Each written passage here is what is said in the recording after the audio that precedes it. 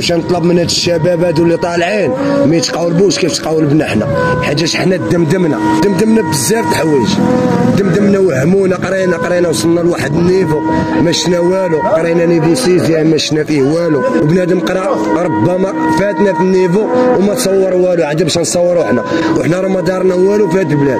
هاد الوضعيه هادي ما راضيينش عليها بالنسبه للبوفري الطبقه الهشه، ما راضيينش عليها، ولكن انا ولا واحد اخر بحالي عنده نفسه هنا راه ما غي كما داروا ليها غنعيشوا معاه، واخا والو ما عرف شنو هو غنعيشوا معاه.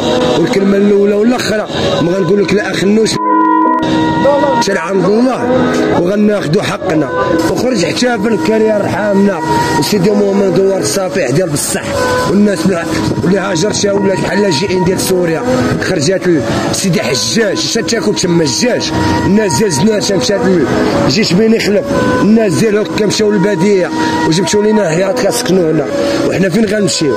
ما عندنا حتى لغه الحوار ديالهم. دابا اش كتطلب في 2023؟ كنطلب 2023 يخلي لي والدي وصالتي ما ندوزاش، ولادي اللهم لك الحمد واكل شارب، اللهم لك الحمد، وما تنسعى حتى واحد وما تنطلب حتى واحد باش نكونوا على عين. تنقول تنبغي نوصل لهذا الشيء، الناس ماشي المختصه، الناس مختصه الملك محمد السادس راه غيزعزع كلشي، لاش غنبدا نقولوا اخنوش ولا اخنشوش ولا حكا والوالد وزاره كذا، الملك غيدوي. كنشكروك اخويا. لا فرضانون كتخوي طابسين وكتغمس باش تاكل، لا فرضانون كتخوي طابسين وكتغمس باش تاكل، وبنادم قرا ربما فاتنا في النيفو وما تصور والو، عاد باش نصوروا حنا.